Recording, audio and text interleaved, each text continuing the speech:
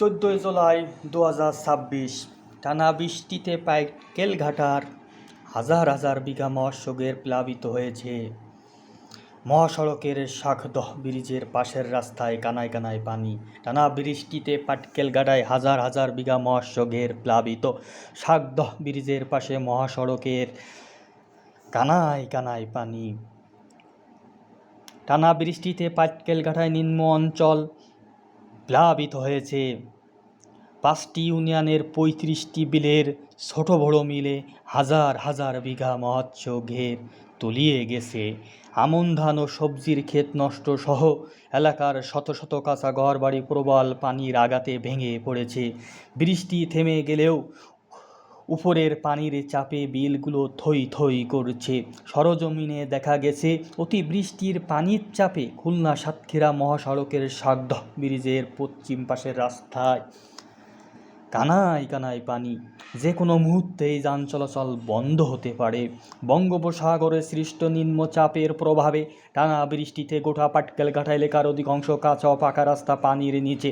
নিচু এলাকায় বসবাসরত বাসিন্দাদের বাড়ি 2 থেকে 3 ফুট পানির নিচে। নিরুপায় হয়ে আশ্রয় নিয়েছে প্রাইমারি স্কুল ও সাইক্লোন সেন্টারে। পাটকেলঘাটা থানার 5টি ইউনিয়ন ধানদিয়া, নগরঘাটা, সরুলিয়া ও কুমিরা ও খলিশাখালীর মধ্যে সবচেয়ে বেশি মৎস্য চাষ হয়ে থাকে। নগরঘাটা বিল, আসাননগর, কাপাসডাঙ্গা, মিঠাবাড়ি, শাখদহ, যোগীপুকুরিয়া, তৈলকুপি, সোমরখালী ও দলুয়াগাছা বিলে। শাখদহ এলাকার মৎস্য চাষি মনসুর আলী ও হাজী সিরাজুল সর্দারের কাছে ক্ষয়ক্ষতির ব্যাপারে জানতে চাইলে তারা বলেন, আমরা বিভিন্ন ব্যাংক ও এনজিও থেকে ঋণ নিয়ে মৎস্য চাষাবাদ করি।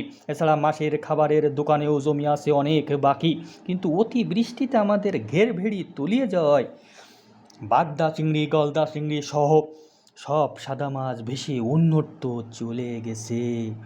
এখন এই পাহাড় সম ঋণ পরিশোধ করব কি করে, আর সংসারই চালাবো কি করে?